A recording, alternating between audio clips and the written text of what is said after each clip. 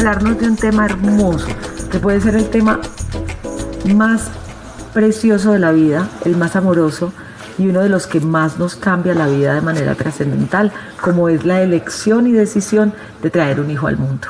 Bienvenida, gracias por acompañarnos. Ay, muchas gracias por la invitación. Ahora, como podría ser la elección de traer un hijo al mundo, también es muy válido y es completamente respetable que exista la elección o de postergar o de simplemente tomar la decisión de no tener hijos. Y para eso entonces vamos a empezar a hablar desde los métodos anticonceptivos hasta la concepción, para que usted vea en cuál de los dos se mete.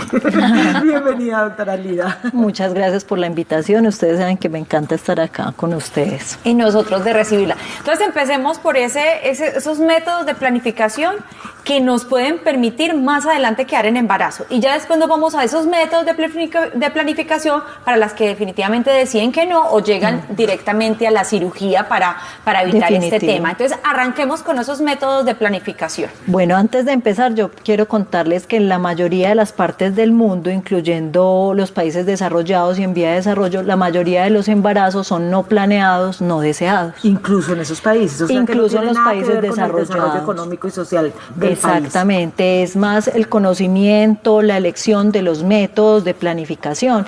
Entonces esos métodos de planificación se pueden dividir en métodos de corta duración o en métodos de larga duración.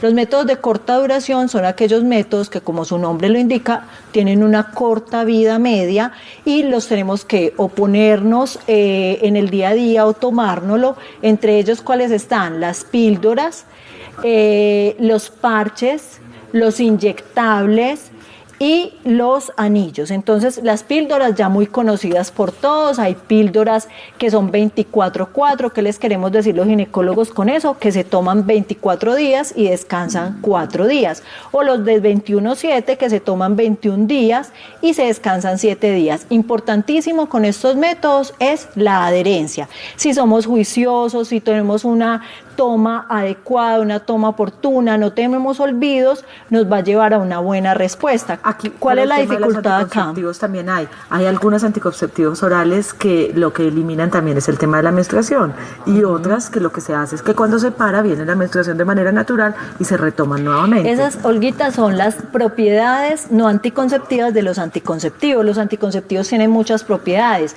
regulan ciclo, disminuyen volumen del sangrado, mejoran estado de ánimo, nos mejoran piel, bueno, tienen muchas cualidades. Entonces ahí con ese tema es invitarlas a que si tomaron como elección los orales, no tener olvidos, hacer asociaciones. Al cerebro le gustan las asociaciones, como que con lavado de dientes de la noche. Entonces, sobre todo en adolescentes o cualquier paciente de cualquier edad que toma píldoras, tómelas idealmente en la noche y haga asociaciones, por ejemplo, con el lavado de dientes. La aplicación que le suene la alarma, que hay muchas jovencitas que le están usando así. Son estrategias que van sumando, poner la alarma, asociarlo con el cepillo de dientes para que no se nos vaya a olvidar. Y tener en cuenta que si hacemos olvidos, van a pasar varias cosas. Vamos a sangrar y el riesgo de embarazo como tal. Otro método de corta duración son los anillos, que muchas no lo conocen. ¿Cómo son los anillos? Entonces el anillo, aquí les traje la pelvis, va dentro de la vagina, como un tampón, se levanta la piernita, se desliza y se pone en el fondo de la vaginita, acá en esta parte. ¿Cómo se usa este? Parecido a las píldoras, la diferencia es que en vez de tomarla, no lo colocamos dentro de la vagina. Se va liberando poco a poco. Tiene estrógenos y progestágenos y se van liberando las hormonas poco a poco. Dura 3 semanas puesto dentro de la vagina, a la tercera semana lo retiramos y descansamos, es el tiempo cuando nos va a venir la menstruación, y en otras 3 semanas lo dejamos puesto. No se siente. Normalmente no se siente. A estos dispositivos puestos que luego no van a ser capaces de atraparlos. Porque está dentro de la vagina. Y uno mismo, las pacientes me preguntan mucho, ¿quién lo pone, quién lo retira? Tú mismo te lo pones, tú mismo te lo retiras como un tampón. Para retirarlo, miren que está colocado dentro de la vagina, introducimos nuestro dedito y lo pescamos, ¿cierto? Y lo retiramos. ¿Cuánto dura puesto en la vagina? 3 semanas. ¿Qué pasa si en la relación sexual se nos cae? Porque puede pasar. Sencillo. lo dejamos a un lado, se termina la relación sexual, lo enjuagamos con agua que no sea caliente, agua al clima, y lo volvemos a colocar hasta terminar nuestro tiempo. ¿Cuáles son los errores más frecuentes con este método? Se nos olvida cuándo nos lo colocamos. Entonces, marcarlo en el calendario para saber cuál día fue la introducción y cuándo nos lo debemos retirar. ¿Qué tan efectivo es ese método? Depende del error humano. Los métodos de corta duración dependen del error humano. Hay una cosa que se llama el uso real y el uso ideal. El uso ideal es, no se me olvida, no me la tomo todas las noches, soy súper juiciosa, no vomito, no me dan infecciones, no me fui para la finca y me quedo, etcétera. Eso es el método, la forma ideal. Pero la forma usual es, se me olvidó, me fui para la finca y no me lo puse, no me acuerdo cómo me lo introduje, ya llevo 4 semanas puesta, entonces el riesgo de embarazo es muy alto. Esa es la dificultad con los métodos de corta duración. ¿Qué más métodos de corta duración tenemos? Los inyectables, vienen mensuales, que son combinados, estrógenos y progestágenos, y los trimestrales, que son los que más se usan en el posparto, que estabas tocando ese tema, y duran 3 meses, es solo progestina. ¿Qué define que en estos métodos de corta duración yo escoja entre unas pastillas, entre el adito o entre cosas. Las inyecciones? Las enfermedades propias de cada paciente. Ejemplo, hay pacientes que tienen lupus o distintas enfermedades, entonces no pueden usar estrógenos. Entonces, por eso es muy importante la asesoría con un especialista. Lo otro es la elección de cada paciente. No, doctora, hay pacientes que me dicen, yo no quiero tomar pastillas, no me gustan, se me olvidan, etcétera. Entonces, ahí es que pasamos a los métodos de larga duración. Entonces, vamos bien, métodos de corta duración son orales, anillo, parche, inyectables. Bueno, quisiera estos de corto, porque la misma pregunta voy a hacer en los de larga duración. Digamos que yo estoy en estos métodos de corta y quiero empezar a planear mi bebé. ¿Qué tengo que hacer? O sea, ¿cómo preparo mi cuerpo? Porque hay quienes dicen, listo, me la dejé de tomar y quedé en embarazo a la otra semana. O hay que esperar un proceso. ¿Cómo funciona? Bueno, entonces esa pregunta, Sandrita, es una consulta, se debe hacer idealmente una consulta y se llama consulta preconcepcional. Y es cómo yo miro que no tenga una enfermedad de base, miro que esté bien para poderme embarazar. Lo ideal es hacer esa consulta preconcepcional cuando ya tomes la decisión de buscar un bebé. Entonces, en esa consulta miramos que no estén hipertensas, miramos cómo están los ciclos, mandamos exámenes, dentro de los exámenes se miran muchas cosas, que no estés con diabetes, se mandan por rutina para que no se asusten enfermedades de transmisión sexual como VIH, sífilis, hepatitis B, se les mandan perfiles hormonales como función de tiroides, función de prolactina, etcétera, etcétera. Entonces miramos que el cuerpo esté bien. Es muy importante que tomemos ácido fólico, idealmente 3 meses antes del embarazo. Como no sabemos cuándo nos vamos a embarazar, ¿qué decimos los ginecólogos? Indefinidamente hasta el momento del embarazo, y ahí en el embarazo se debe continuar el ácido fólico. Pero sobre todo no se estrese, relájese, disfrute de su pareja también, para que así también la mente no le juegue malas pasadas. Y sea más fácil embarazarse, porque si están estresadas, el embarazo va a ser un poquito más difícil. Lo otro, ¿qué función tiene el ácido fólico en el cuerpo? Evita malformaciones del cerebro y la columna vertebral del bebé. Sí. Ese se llama el tubo neural. Entonces, es muy importante que tomemos el ácido fólico indefinidamente hasta el embarazo, y en el embarazo, pues nosotros se lo continuamos. Entonces, planear nuestra gestación, saber que hay métodos de duración, métodos anticonceptivos de corta y de larga duración, y que cuando los queramos dejar, debemos tener primero la asesoría de un especialista, porque me ha pasado mucho que cuando van donde mí, me encuentro trastornos tiroideos muy descompensados, me encuentro enfermedades de base que todavía no se deberían embarazar. ¿Y estos exámenes no solo son para la mamá, también son para el papá? ¿O cómo funciona en este caso? Bueno, entonces ahí esa pregunta, Sandrita, es de infertilidad. Entonces, ¿cuándo hablamos de infertilidad? En pacientes menores de 35 años, cuando llevan 1 año sin planificar en forma continua, buscando bebé y no se han embarazado, y mayores de 35 años, 6 meses buscando bebé. Entonces, si la paciente ya la hemos estudiado, no se ha embarazado, ya ha pasado 1 año, también tenemos que estudiar. ¿Y funciona lo mismo para las madres primerizas que para las madres? Me refiero al tema de las que consideran añosas, que son 35 más. ¿Funciona igual para las madres primerizas que para aquellas que ya han tenido hijos? Sí y no. ¿En qué sentido? Sí deben hacer la consulta preconcepcional todas.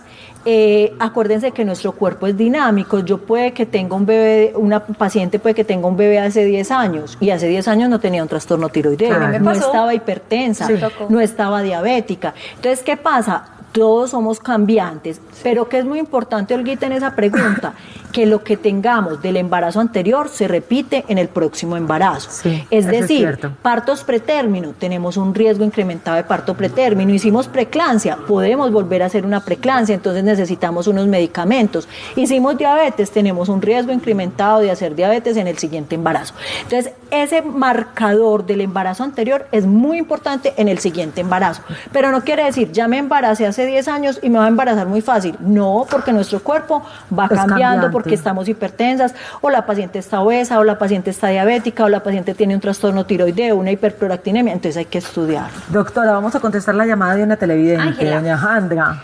Angelita. Buenas, ¿cómo estás? Muy bien, ¿y tú cómo has estado? Bendecida por el Señor. Ay, Esa belleza. hermosa. ¿Y desde dónde nos llamas?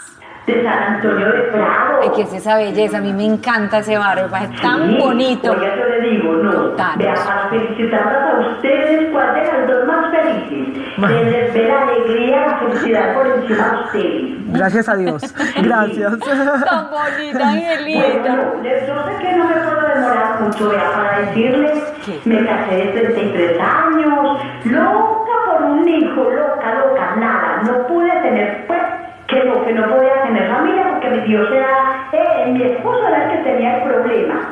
Ajá. Bueno, y resulta de que adopté un niño, pero no fue adoptado, sino que una señora me lo regaló, que había regalado ya otros 4 niños. Ajá.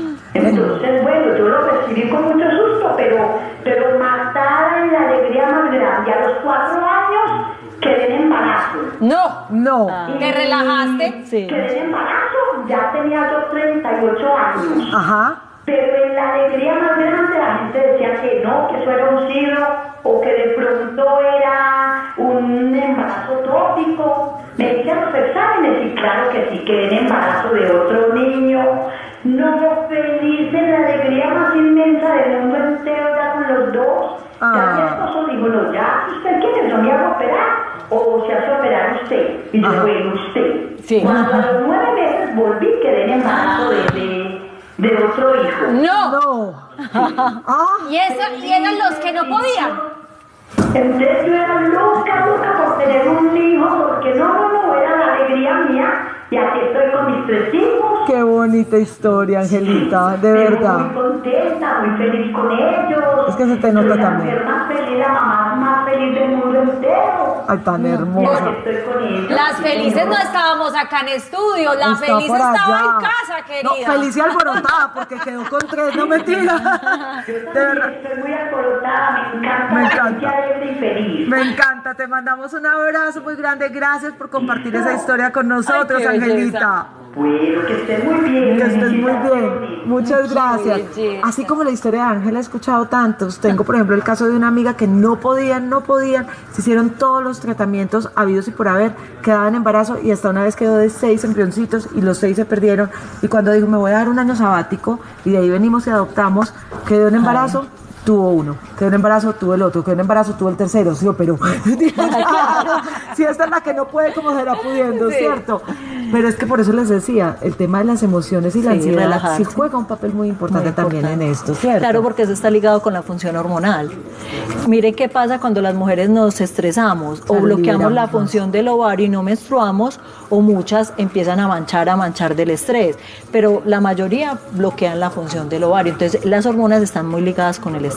Además porque en la suprarrenal se genera también una hormona que es la del estrés muy fuerte Fuertísimo. y cuando eso está desbalanceado tampoco te permite embarazarte, Exacto, ¿cierto? es que nosotros para embarazarnos tenemos que tener un engranaje perfecto en nuestro cuerpo. Hay 2 glandulitas en el cerebro que se llama el hipotálamo y la hipófisis, que estas van gobernando a la tiroides, van gobernando el ovario, ellas se hablan entre ellas y se regulan. Pero Está cuando yo estoy perfecto como medio todo. loca, le echa la culpa a esas dos. No a mí, no a mí. A esas dos son las que se enloquecen. Se le enloqueció el sistema simpático. Que simpático no tiene nada. Pero bueno, me encanta este tema y me encanta además porque la doctora va a seguir con nosotros y es el momento para aprovechar. Si ustedes tienen dudas, inquietudes a través de nuestras redes sociales, pueden hacernos sus preguntas. Sería súper chévere poderlas compartir y que además nos la aclare. Esto obviamente no va a sustituir una cita porque recuerden que cada caso es particular y hay que revisar, pero pues cosas superficiales de pronto para aclarar inquietudes. Vamos a aprovechar que la doctora hoy nos acompaña. Vamos a ir a un corte pequeño y cuando regresemos nos va a contar. Nos falta la de mediano plazo, la de largo plazo. Las de corto. No se vayan a mover, quédense ahí.